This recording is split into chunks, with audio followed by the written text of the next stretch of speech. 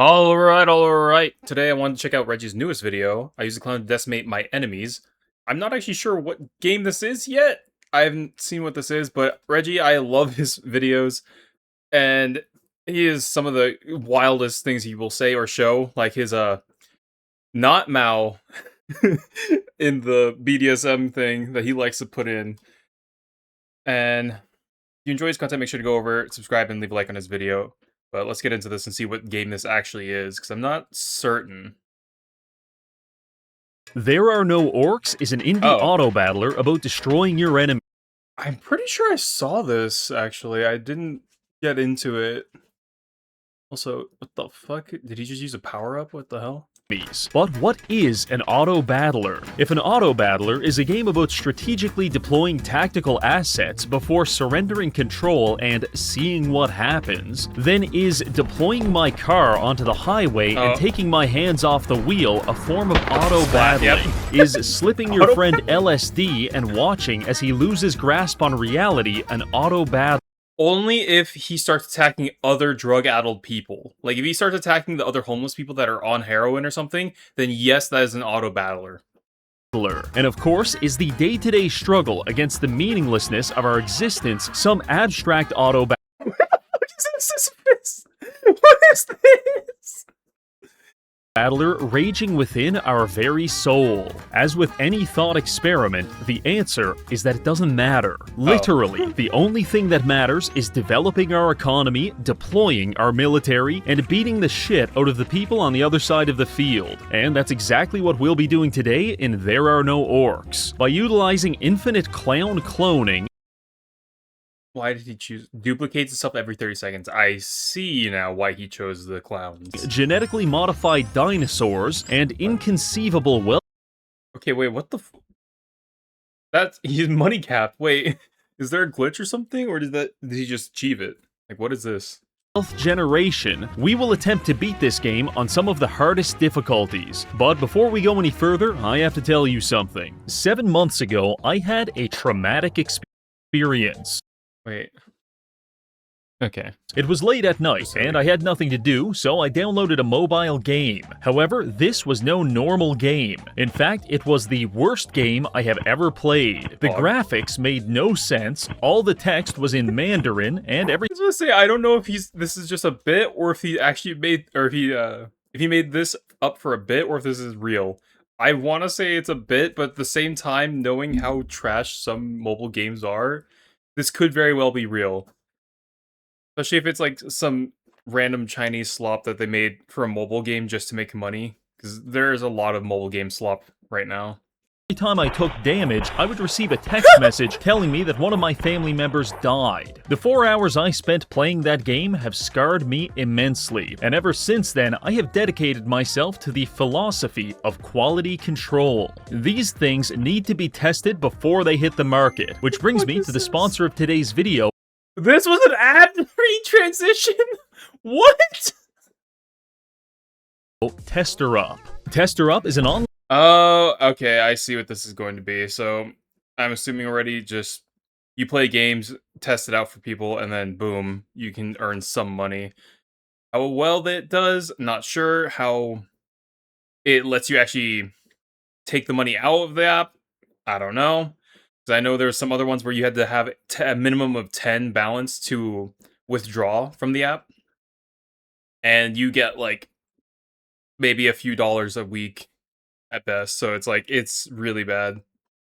Online platform that will pay you money for testing apps and answering survey questions. The entire process is so simple, even a monkey could do it. Just sign up, choose an app, and— Wait. That is a great business proposition. We just train a bunch of chimps, use these trash apps, and farm money. We just have to train the chimps to close ads or answer a random-ass survey. Begin testing. For example, let's take a look at my account, which I definitely use all the time. I'll select this game here, play it for 20 minutes, offer my most insightful— Yeah, that one was— I thought he was about to start speaking German for the first, like, 3 letters, and then I read the rest. Feedback, and just like that, I made a couple bucks. Full disclosure, this won't replace your full-time job, but if you'd like a bit of extra cash, it is certainly an option.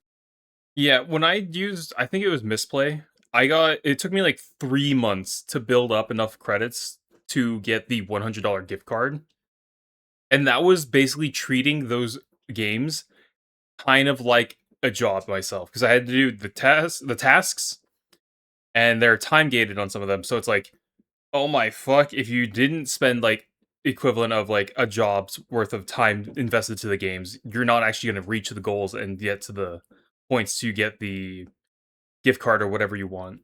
Tester Up is entirely free of charge, easy to register for, and it has a 4.2-star rating on Trust. Ratings don't mean anything. Ratings don't mean anything at all, especially nowadays with bots. Pilot with over 22 million users. Sometimes, me and all of my corporate billionaire friends like to sit around a big boardroom. Like, so, yeah, this one, I don't know if it's just part of the ad, like, that they sent him, like, "Oh, yeah, this is what you could get," or that's their own ad, and he's just showing their own ad as well in his ad, or if this is actually part of it, but usually these high value ones, like, the ways to actually earn them usually requires, like, going either actually spending money in the first place, because screw us, I guess, or it's, like, so deep into the game that you have basically probably put in, like, months of effort just to reach the end goal amount. Table and compare Tester Up accounts just for fun. Dear God, Paul Allen got paid up to $80 for a single test, and he's able to withdraw directly to his bank within 24 hours? I think I need to lay down. So don't delay. Try Tester Up for free on PC or mobile. And as a It's on both PC and mobile. Okay, that's actually a nice distinction than other ones that are only mobile exclusive, but at the same time, I personally am always skeptical of these apps. I tried Misplay because I just finished college and I was like, I was not allowed to go work yet because I was told to take care of the house for a bit. So I had nothing to do, and I hated my life while during that time trying to grind these and then take care of stuff. So if you have some extra time, you think it could be okay for you, I mean, go ahead, try it. Don't let me stop you. But just know, like, as he said, it's not going to replace your job. You're not going to be earning crazy amounts really fast.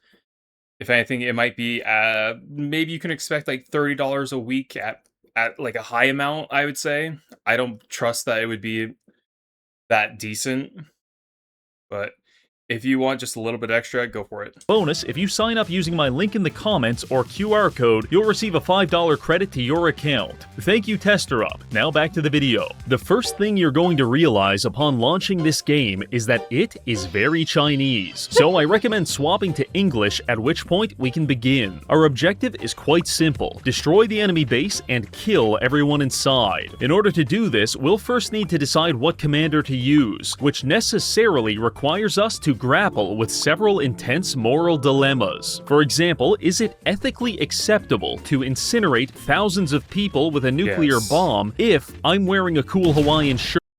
Even if you didn't, yes, you must. Is it okay to hyperinflate the global currency and then use a giant dog to eat anyone who disagrees with you? That's just how it works, baby. What you mean? And of course, can I have sex with a dragon? Always. What? Based on your answer to these questions, you'll have a clear sense of which commander to use. Now, we will be playing on increasingly high difficulties, which means we have to be very deliberate with our choices and save our strongest strategies for last. So we're going to start with Alistar. This is a dwarf commander who specializes in dinosaurs and genetic manipulation. Unfortunately, we will be playing with a difficulty modifier that causes meteors to plummet from the sky, which has historically been a strong counter to the dinosaur meta. I mean, this just gives him a chance to just snowball harder on focusing his economic growth or research growth, whatever they have. Because he can just get lucky and have an enemy's like entire army or a portion of it just get wiped out for free. Regardless, we'll do our best. Loading into the map, there are a few basic things to understand. Our enemy is all the way over here, protected by several towers. As we push down the towers, we'll gain control of these resource nodes and unlock several relics which can shape our build. But don't get your hopes up, because I'm about to hit you with the cold water. As dwarves, we have the most fucked up economic system in the game. It is a well-known fact that dwarves are sexually attracted to machinery. Yes. What the fuck is this? Oh, these are tongues. Wait, I should not be on the Which is screen. why our most valuable resource is gears. The problem is that the main method of producing gears is by spending gold, and the main method of producing gold is by spending gears. This is essentially an autocatalytic cycle, a reaction whose products rely on each other to amplify their own production. That might sound cool, but it's basically what caused the 2008 financial crisis. So our first objective is to decouple our gold income from our gear I assume that's capping the first tower so you can get this mine. income, such that one of them crashing won't necessarily destroy our entire economy. After some deliberation, I have decided that the safest way to accomplish this is to speculate on the stock market. No. No, don't. What the fuck is he looking at? Pancake swap? What the fuck? Much like Wait a minute. I just saw something. Pears. Gummies. What is this? Okay, we're leaving here. market. Wait, I didn't even notice that he was on. Oh my god. I completely ignored the two parts of what this is actually the stock of. Or the coin of. This is a cryptocurrency. Much like a degenerate gambler betting his rent on the number of cars passing through an intersection, I too feel the need to risk it all. Which is why I spent our entire life savings on several unregulated stock exchanges. These buildings take 20 gold and then give us back anywhere from 1 to 100. It is gambling, but the math checks out and it doesn't require any gears. We still have about 60 seconds until the first enemy wave shows up, so I decide to finalize our opening build with a few gear factories and a military base to produce an endless supply of child soldiers. These brave warriors will carry our empire forward. Okay, wait, you know, I never looked at this ad and thought about the fact that they just gave loaded rifles to children. Forward into a gilded age by repeatedly running down the field and capturing this gold mine before getting shot in the face. I know, that's kind of a bleak existence, but it's only going to get worse, because the first enemy wave has spawned in, and we now have a front row seat to watch our Marines get their faces ripped off by some kind of demon cat things. In fact, if you zoom in very closely, you can almost hear the Marines desperately begging us to triple the defense budget. So I thought about that, internalized it, and decided to grab a few more stock markets. And I decided, I need more money and less lives. It's worth the investment. But don't worry, Marine, we also got a construction site. This building increases our total capacity for gears, which will soon become very important. Now, I love big hunky space marines as much as the next guy, but if we want to survive the upcoming demon onslaught, we're going to need something with a bit more stopping power. So I save up some gold and upgrade our commander to level 2. This unlocks new tier 2 buildings for us and also gives us a free relic. In this game, relics range from painfully mid to game-breaking super weapons, and luckily we got the latter. By selecting Crusher Robot, 2 gears when an enemy unit dies. I was gonna say, that's definitely what I would have picked. we can increase our total gear storage by 2 every time we kill a person. If you can't... Oh, it's gear storage, not your gear, like actual gears. Unfortunate, but that's still good. Still great, actually. See why that is incredibly powerful, then you need to broaden the horizons of your intended genocide. No. Wait. Is incredibly powerful, then you need to broaden the horizons of your intended genocide. Oh, no. With enough carnage, this will single-handedly skyrocket Oh no, not during that time frame. Oh, okay. our gear capacity. But why does that matter? I'll tell you why. The goddamn IRS is why. Because each tax office that we construct generates us 5% of our current gears. And if we have the capacity to hold thousands of gears, then we can run that number up very high very quickly. In essence, we have deliberately dismantled our original industrialized economy and replaced the entire thing with gambling and taxation, just as God intended. It's all very exciting, but less exciting is the fact that the enemies are now using fire imps. So it's time for us to respond as if we've never even heard the word proportionality in our entire lives. This is like the equivalent of if the first enemy spawn that he did, or that the AI does, he immediately just used like cheese or something and just starts spawning in like end game shit. Like he's just going over the top now for one ranged enemy. Enemy army using shitty fire imps? Yeah, I'll just develop a Triceratops breeding facility and platonically crush their balls. In response, the enemies start fielding suicide bombers, and we double down with pterodactyls and raptors. The arms race has truly begun. Now, the value in these dinosaurs is that we can spend gears to use our commander's gene editing ability to upgrade them with additional stats. Currently, they only have a few bonuses, but once we get some gear stockpiled, this will get absolutely insane. The dino spam allows us to finally destroy the first 2 towers while upgrading our commander to level 4. This gives us access to a pretty busted relic combo in Armor Order and Pre-Order bonus. Here's how it works. Armor Order lets us buy these buildings, and each one that we buy permanently gives our units 30% more health. But Pre-Order bonus doubles any effects we get from buying buildings, so we're now able to buff our dinos by 60%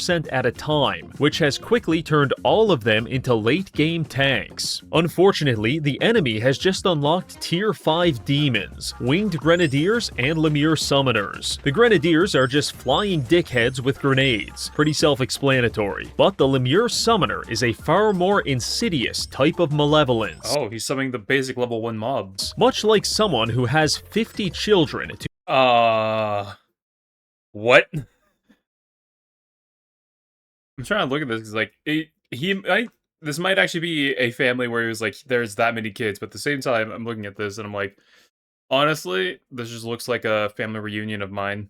To offset their tax bill, the Lemure Summoner is a member of the welfare state. The Summoner doesn't contribute anything to the war. Instead, they just sit in the back line, popping out dozens of low-level demons until eventually accumulating a critical mass and crushing your society under the weight of their child army. Under normal circumstances, that would be a giant pain in the ass. However, right now, endless hordes of demon babies is exactly what he's just gonna keep grinding and stacking the gear max we want, because for each demon we kill, we're increasing our gear storage, and after only a few minutes of this demon infanticide, we've got it to over 7,000. This is allowing our tax offices to generate obscene amounts of resources while we upgrade our commander to level 5. This is where shit gets real, because level 5 unlocks the Gene Factory. This facility allows us to combine genes from different species in order to invent the ultimate life form. Sometimes, when I gaze out into the abyss of the online landscape and observe the myriad horrors which inhabit it, I cannot help but feel unnerved. Like I am looking at something which used to be human, but is now just an ungodly amalgamation of genetic material collected from aborted pig fetuses and alien DNA. I genuinely believe these people are coming from some kind of clandestine gene factory, but I just can't prove it. Fortunately, in our gene factory, we won't be concocting any such homunculi. Instead, this building produces a random dinosaur, but it gives it the genetic bonuses of all dinosaurs, which at the moment equates to plus 140 attack, plus 280 health, and plus 224 armor. For reference, the average unit on the enemy field has like 10 attack and 50 health. Safe to say, we're pulling ahead, but we can't stop now, because we've got 16,000 gears and it only costs 200 to edit genes. In theory, that means we can edit 80 more genes, but in reality, we can actually go infinitely, because our tax offices are generating gears faster than we can spend them. So, like the visionary scientist I am, I spam gene editing like 300 times in a row without even considering the consequences. As it turns out, the consequences... He's been really adding a lot of Asmon pictures in here.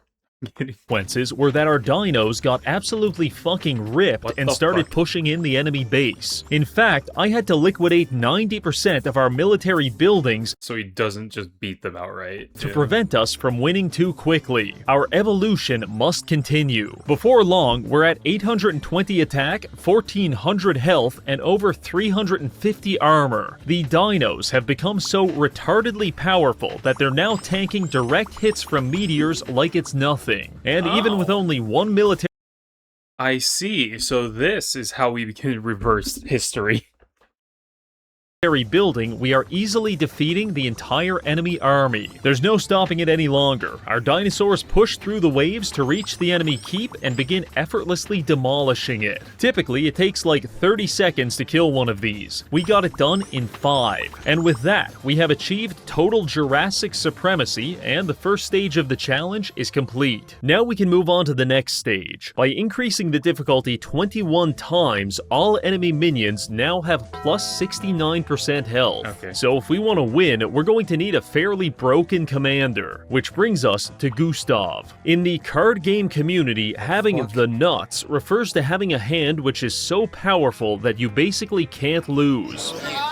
And ladies and gentlemen, Gustav has the nuts, because every the fuck? building in his arsenal yeah. is dedicated I do recall that statue. Why the hell did they make the... I don't even remember why.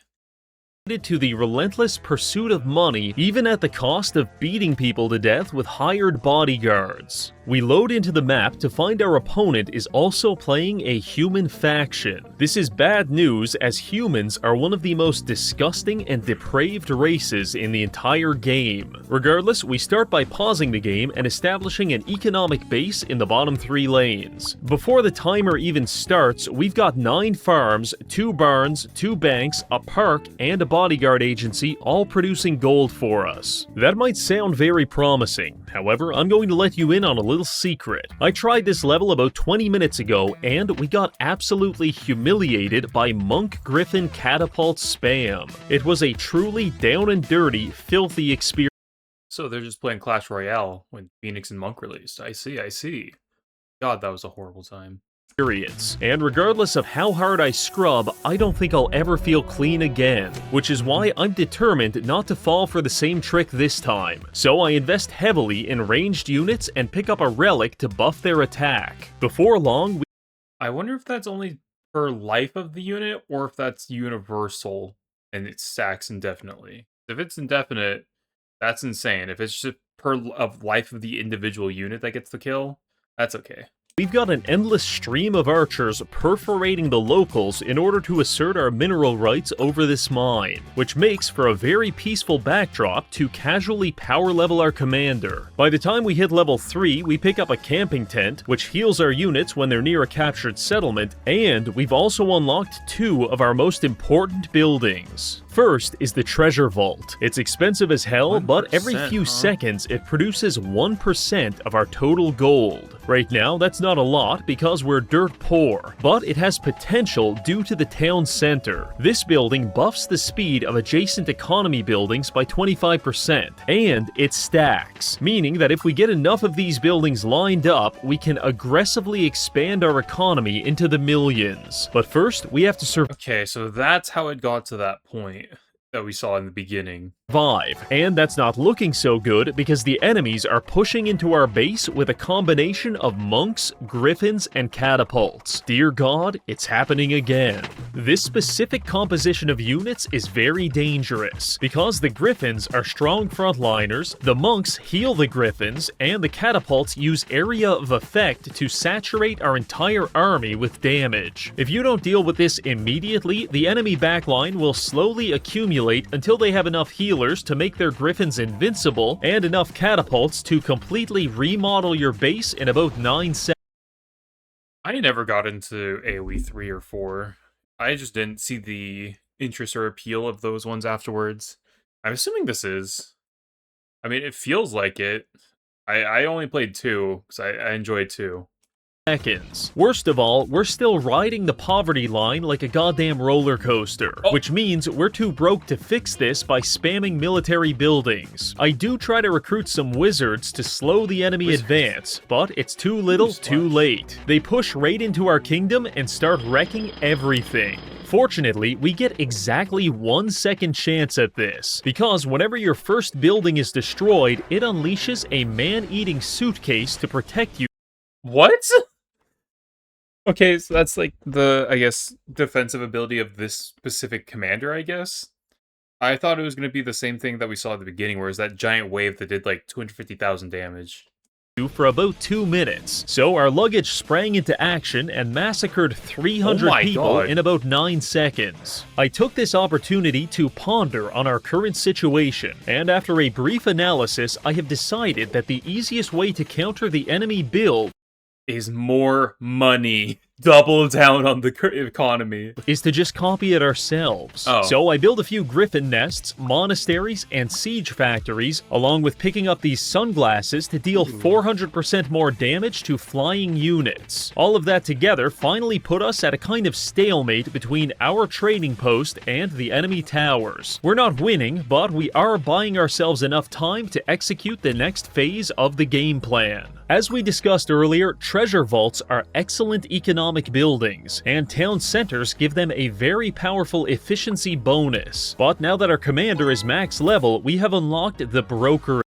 Building to the right gains the bonus of the building to the left. When placed between two buildings, the brokerage will add the efficiency bonus of the building on the left to the building on the right. Oh, okay. I thought it was going to do some weird recursive function or something. Which means that by using the correct arrangement of brokerages, town centers, and treasure vaults, we can propagate our efficiency downstream, taking a treasure vault from 100. Okay, so it's not like the way I thought it was initially going to be, but you're basically just passing it forward of the bonuses. 150% speed to 500% speed. This means that instead of generating 1% of our total gold every 13 seconds, it's now generating 1% every 4 seconds. Then, by scaling our operation up, we increase that number to 9%, which, with some patience, rapidly balloons our wealth into the 6 figures. We reinvest just enough into the military to keep the enemies at bay, while letting the rest accumulate interest. I begin adding a second layer of town centers to ramp this up even further, and before long, we're in the millions. 90 seconds after that, and we're at 10 million. With this money, we could almost certainly brute force a military win.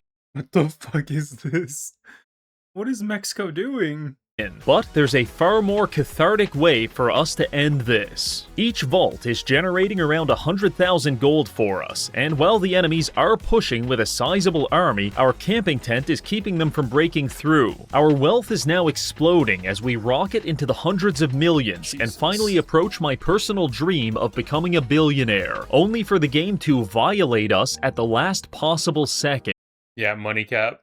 It hard capped our gold at 999,999,999, exactly 1 gold away from becoming a billionaire. Abel was murdered by his brother out of jealousy. Prometheus was bound into eternal torture for helping humanity, and Vito Spatafore was made gay by his heart medication. It's complicated. I was working things out. All of these are classic and relatable tragedies, but being denied our capitalistic absolution by exactly $1 is truly in a league of its own. This is the kind of... Yes. Dude, the Greek torture methods in Mythos are crazy. Like, the guy there who, like, the guy who's always drowning but surrounded by water, or he's, like, neck deep in water, unable to drink it, but he's always thirsty. Another one who's always, like, surrounded by foods or food smells, but can't eat, Tantalus. And then fucking Sisyphus, the one everyone knows because of some of the games that came out as well, where, like, he's rolling the boulder, or you have to do a task, but it always puts you back down, and you have to restart. Herculean as well, I guess, but it's just so funny. Oh, not funny, but, like, the ways they've come up with, like, torture in Mythos is interesting. profound oppression that the common man could never understand. Begrudgingly, I accept that maybe 10 million gold per second is a livable wage, and we begin pushing back against the enemies, destroying 2 of their towers, which allows us to unlock the final piece of this puzzle, Big Pot Stew. This relic doubles the town center bonus from 25% to 50%, which in turn doubles our entire economy. It's time to go. I sell all of our military buildings and add another row of economy. According to my calculations, we're now generating about 280 million gold every 4 seconds. Now you may be thinking, Reggie, that's cool and all, but your entire military has been dissolved and your last soldiers are currently dying. What now? And the answer is quite simple. We're going to erect a giant gold statue of ourselves and use it to crush our enemies under the weight of millions of gold pieces. This building is the financial half of your... Oh... That's what that nuclear wave was earlier. Nova. It's a real piece of shit, and you basically can't use it unless you're a billionaire, because every 20 seconds it consumes 50% of your entire gold stockpile to create a map-wide nuke. The nuke does 1 damage for every 200 gold contributed, and since it's consuming 500 million gold, the first shockwave rings out across the field, eventually reaching the enemy army and obliterating them with 2.5 million damage each. Before the Nova even exits the screen, our treasure vaults have already regenerated our wealth, and we're back at 1 billion, meaning that we now have complete and indefinite control over all life on the planet. Unfortunately, the Nova doesn't hit enemy structures, so we build a single cannon factory and a few monasteries. With this, we slowly begin tearing down the enemy base while spawn camping their army relentlessly. Eventually, they've had enough and their keep is destroyed. Just another soul harvested for corporate America. Now, you may be thinking, Reggie, you've just resurrected the dinosaurs and broken the world economy. How do you intend on topping that? Okay. The last one were the humans. Is he gonna do something with them now? Wait, the humans?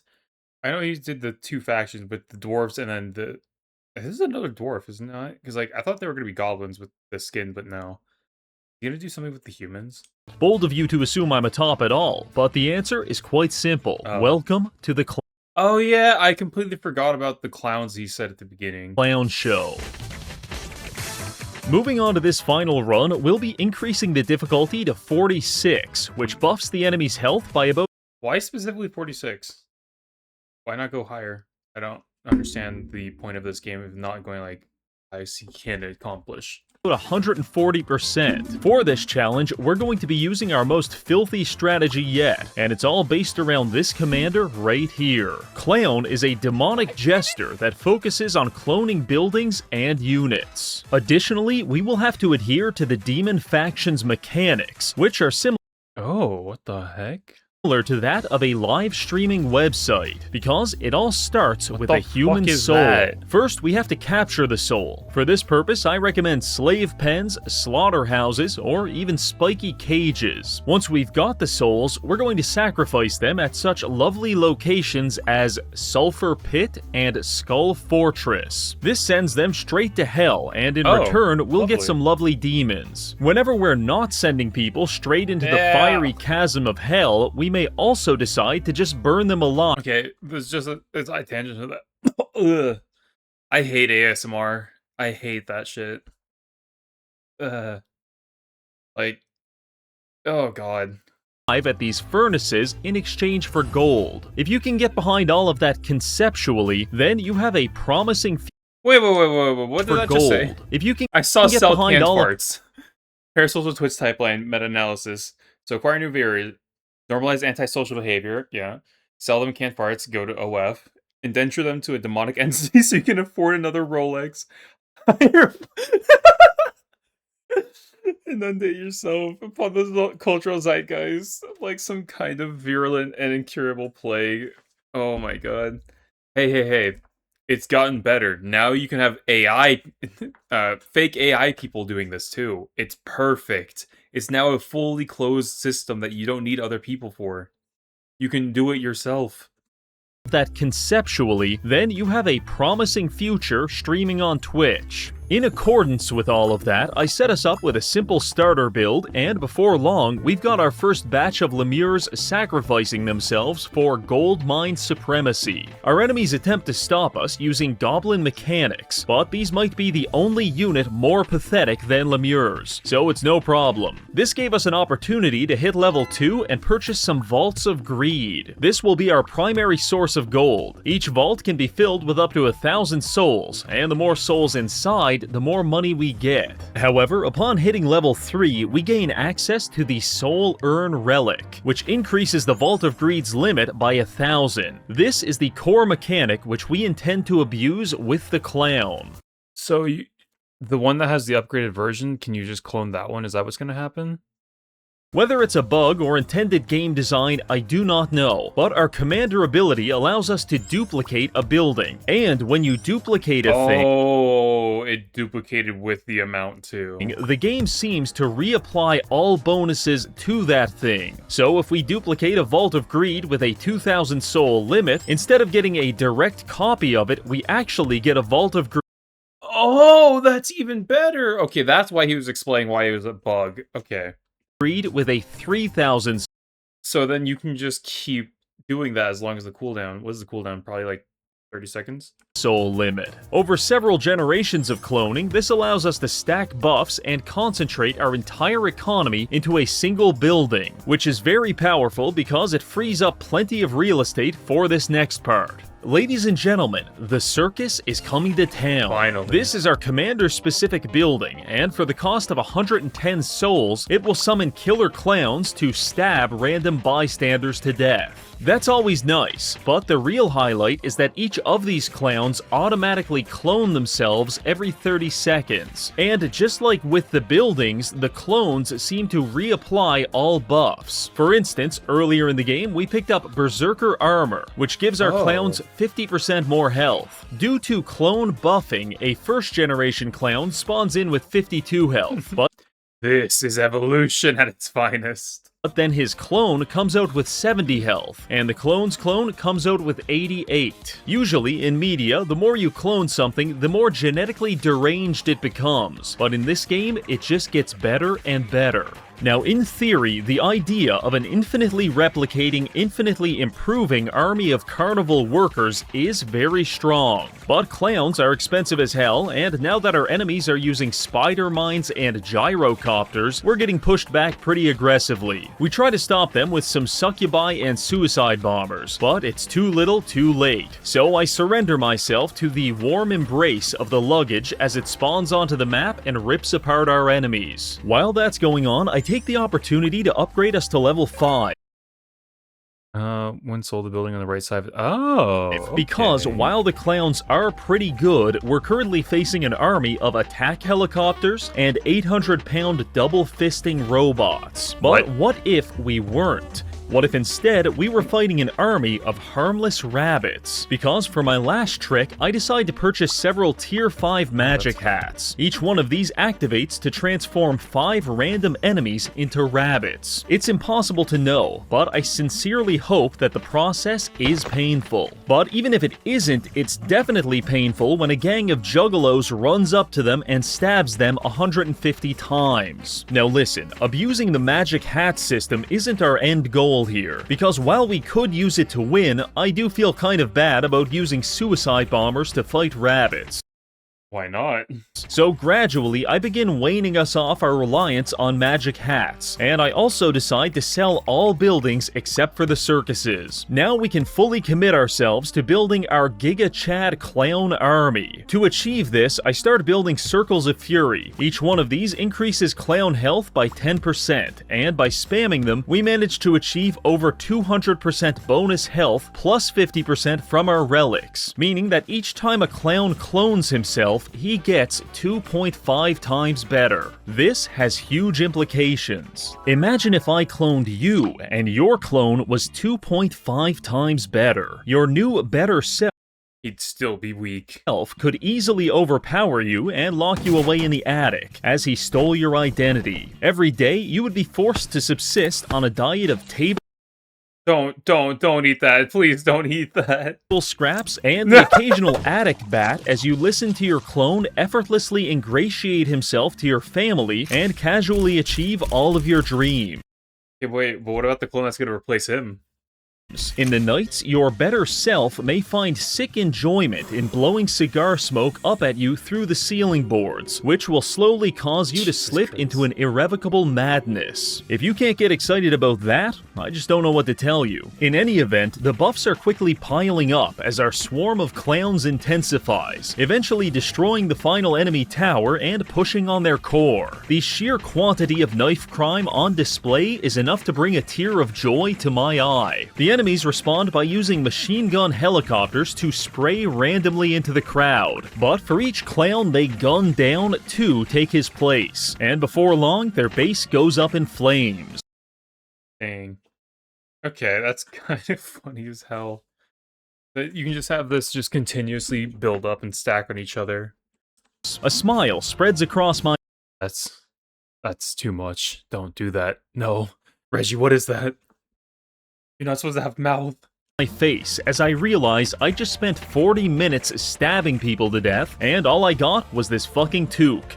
God damn it. Well, there you have it. We have conquered this game on multiple levels, from creating the ultimate life form to generating infinite wealth, and finally using an army of hepatitis patients to rid the world of the dwarf menace. Truly. Hold up, I want to see what this is. All their technology was near flawless back in the day. Nothing could have breached Karazhan Core at its height. Just wait till the Gurgni. Until they return. 5 years and start using real weapons. Give me vengeance, give me fire. Oh, give me the multi-pro. And we can then I retire. 0 growth or reflection, 0 ground gained against the greenskins, 7,000 unsettled grudges. Meaningfully contribute to defending the world in the end times. Get bodied by a bunch of green lobotomites and rats before Kaon even arrives. Gets no-diffed from some suicidal rats and get some fat fuck frogs from half a planet away. Oh no. Truly, this is a good day. I want to thank this month's patrons for supporting the channel, and finally, thank you for watching.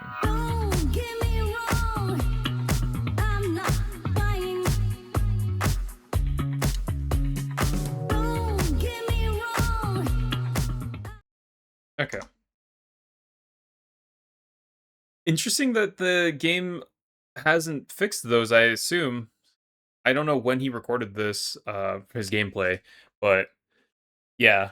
The fact that you can just, there are so many ways that you can easily just break through indefinitely, or not break through, but like, just go infinite essentially, is kind of insane. And I assume that it's not actually a glitch, and that's a gameplay mechanic that they wanted to have, so that's pretty cool then. But anyways, if you did enjoy the video, go over to Reggie's channel and subscribe and drop a like. If you do want to try out that Tester Up app he was talking about, go ahead and use his code for that, or his link. I already said how I feel about those types of apps, but if you want to try it out, go for it. Use his code and his link for it. And with that, I think we're done here. We out.